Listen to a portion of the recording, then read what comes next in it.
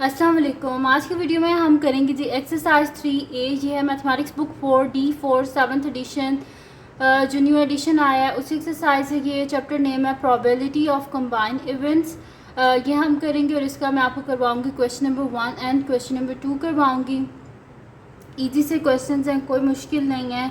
और इसको स्टार्ट करने से पहले अगर अभी तक आपने मेरा चैनल सब्सक्राइब नहीं किया तो उसको सब्सक्राइब कर दीजिए और बेल आइकन को लाजमी प्रेस कर दीजिएगा ताकि आपको न्यू आने वाली वीडियोस के बारे में पता चल सके। ठीक है, तो स्टार्ट करते हैं। हम यहाँ पर कि फर्स्ट जो हमारे पास क्वेश्चन है वो है कि a fair coin and a fair 6-sided die are tossed and rolled respectively using set notation. List the sample space of the following of the experiment. अच्छा, अब इसमें क्या कह रहे हैं हमें कि हमारे पास एक कॉइन है और एक डाइस है। डाइस क्या होता है? 6-sided होता है ना। एक साइड पे 1 लिखा होता है, 1 डॉट होता है, एक साइड पे 2 डॉट्स होते हैं, एक साइड पे 3 dots, 4 dots, 5 dots and 6 dot. Total क्या होता है? 6-sided होता है एक जो हमारे पास डाइस होता है। और जो एक कॉइन होता है वो हमारे पास क्या होता है? 2-sided होता है। उसमें या तो हेड होता है या फिर क्या होती है? टेल होती है। ठीक है, तो ये 2-sided होता है। अब वो कह रहे हैं यहाँ पर कि हम आप बताएं कि जब हम उनको टॉस करें यानी कि ऐसे जब उछाल रहे हैं तो वो आके जब नीचे गिरते हैं तो क्या क्या पॉसिबिलिटीज़ हैं हमारे पास कि क्या उसका रिज़ल्ट आएगा। तो जाहिर सी बात है कि डाइस के ऊपर क्या है कि 6 उसकी साइड्स हैं, तो वो 6 की 6 आ सकती हैं। और जो हमारे पास कॉइन है उसकी 2 साइड्स हैं, हेड और टेल, वो दोनों आ सकती हैं। तो हम हेड के साथ भी 6 जो पॉसिबल साइड्स हैं डाइस की वो लिखेंगे और टेल के साथ भी जो उसकी 6 साइड्स हैं डाइस की वो लिखेंगे। तो ये सारी क्या होगी? पॉसिबिलिटीज़ हैं कि ये सारी आ सकती हैं। ठीक है, तो मैं नेक्स्ट शीट लेती हूँ, उस पर आपको बताती हूँ। यहाँ पर हम लिखेंगे कि let S represent the sample space. Solution first part हम यहाँ पे लिखेंगे let S represent the sample space. ठीक है, एस रिप्रेजेंट कर रही है सैम्पल स्पेस को। तो एस इज इक्वल टू, इन्होंने क्या बोला? सेट नोटेशन में। तो सेट में नोटेशन में हम इसे लिखते हैं। तो क्या पॉसिबिलिटीज़ है? कॉइन की 2 साइड्स होती हैं, हेड के साथ लिखते हैं हम जो डाइस है उसकी फर्स्ट साइड, फिर हेड के साथ डाइस की दूसरी साइड, फिर हेड के साथ डाइस की तीसरी साइड, फिर हेड के साथ डाइस की 4th साइड, फिर हेड के साथ डाइस की 5th साइड, फिर हेड के साथ डाइस की 6th साइड। 6 साइड्स पूरी होगी ना डाइस की। इसी तरह अब हम क्या करते हैं? हेड के साथ तो यानी कि कॉइन की 2 साइड्स होती हैं, हेड और टेल। तो हेड के साथ तो हमने 6 साइड्स लिख दी। अब क्या आगे?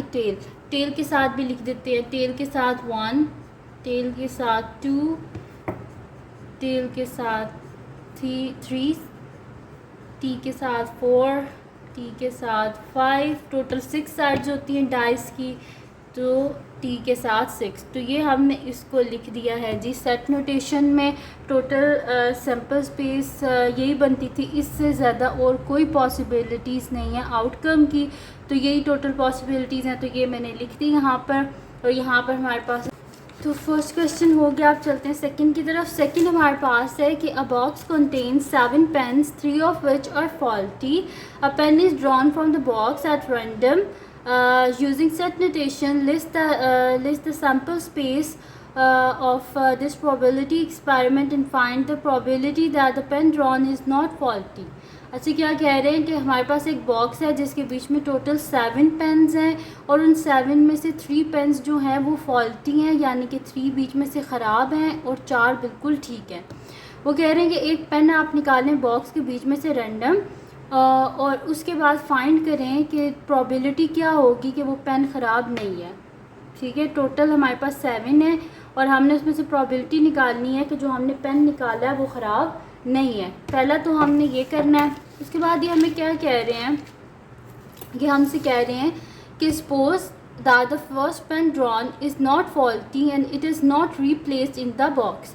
वो कह रहे हैं कि जो हमने सबसे पहले प्रोबेबिलिटी निकालनी है कि जो हमने फर्स्ट पेन निकाला था वो क्या है? वो फॉल्टी नहीं है, यानी कि वो बिल्कुल ठीक है। और उसके बाद कह रहे हैं कि जो आपने पेन निकाल लिया ना, यानी कि टोटल 7 थे ना, उसमें से जो आपने एक पेन निकाल दिया उसको आपने दोबारा बीच में नहीं रखना। जब दोबारा बीच में नहीं रखेंगे तो पीछे कितने पेन रह गए? 6 रह गए। तो कह रहे हैं अब उस 6 में से आप प्रोबेबिलिटी निकालें कि second pen is now drawn from the box using set notation, find the probability that the second pen drawn is faulty. अब वो कह रहे हैं कि आप प्रोबेबिलिटी निकालें कि जो आपने सेकंड पेन बीच में से निकाला वो फॉल्टी नहीं है। ठीक है, तो कर लेते हैं, कोई मुश्किल नहीं है। प्रोबेबिलिटी तो बड़े मज़े का टॉपिक है। तो इसका जो सेकंड क्वेश्चन है मैं यहाँ पे लिख देती हूँ, सोल्यूशन सेकंड पार्ट। ठीक है जी।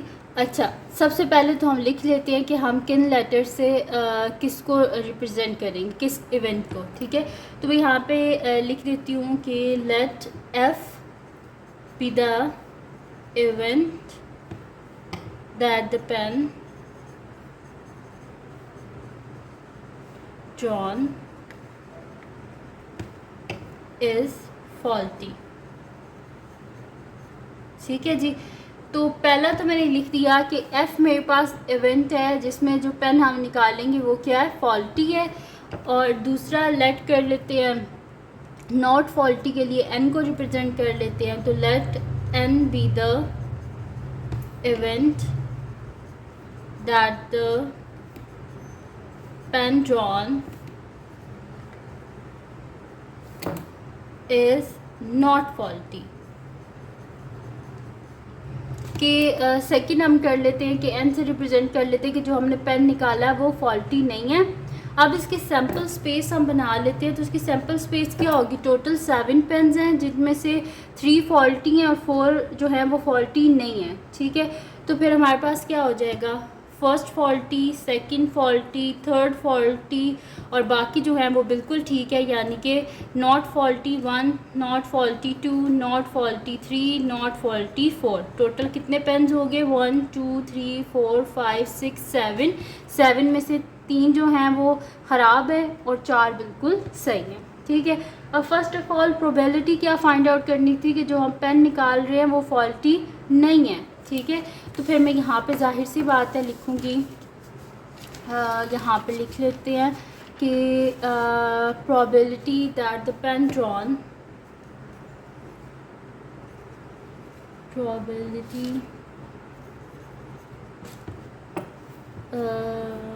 दैट द पेन ड्रॉन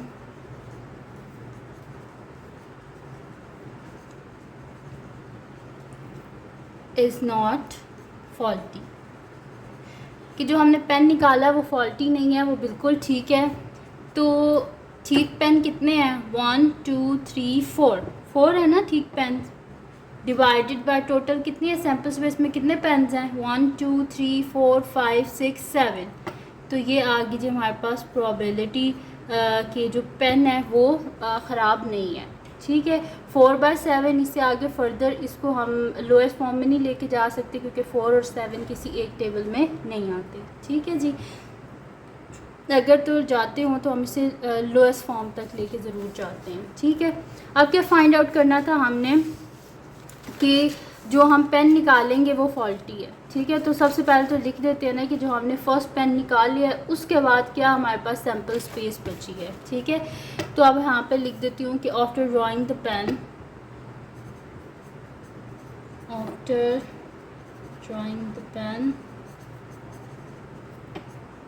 अब क्या है सैम्पल स्पेस हमारे पास के अब हमारे पास क्या, एक तो हमने नॉट फॉल्टी पेन निकाल लिया है ना, यानी कि एक निकाल लिया, तो पीछे अब ये सैम्पल स्पेस बच गई है। Faulty 1, faulty 2, faulty 3, not faulty 1, not faulty 2, not faulty 3, क्योंकि जो सही था एक पेन वो हम निकाल चुके हैं बीच में से। तो ये हो गया जी F1, F2, F3 और N1, N2 और N3। अब यहाँ पे हम लिखते हैं कि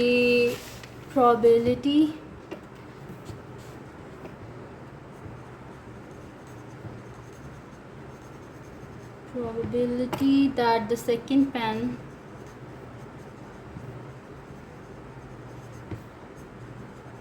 drawn is फॉल्टी। तो टोटल कितने फॉल्टी पेन्स हैं? 1 2 3। टोटल सैम्पल स्पेस कितनी है? 1 2 3 4 5 6 डिवाइडेड बाय 6। ये लोएस्ट फॉर्म में जा सकता है, ये दोनों 3 के टेबल में आते हैं। तो हमारे पास इसकी प्रोबेबिलिटी क्या आ गई? 3 1 ज़ा 3 और 3 2 ज़ा 6। तो ये आ गया जी हमारे पास इसका आंसर। तो ये था जी हमारे पास आज का जो है वो क्वेश्चन एक्सरसाइज 3 है। इसको मैंने आपको क्वेश्चन नंबर 1 और क्वेश्चन नंबर 2 करवाया है। तो अगर ये वीडियो आपके लिए हेल्पफुल हो तो उसको लाइक कीजिएगा, मेरे चैनल को सब्सक्राइब कीजिएगा और बेल आइकन को लास्ट में प्रेस कर दीजिएगा ताकि आपको न्यू आने वाली वीडियोस के बारे में पता चल सके। और जो मेरा सेकंड चैनल है जिसके बीच में कुकिंग की, क्राफ्ट्स की, रिडल्स की, ट्रैवलिंग की वीडियोज़ हैं, उसका लिंक भी डिस्क्रिप्शन में, उसको सब्सक्राइब कर दीजिएगा और अपनी दुआओं में लाजमी याद रखिएगा। अल्लाह हाफ़िज़।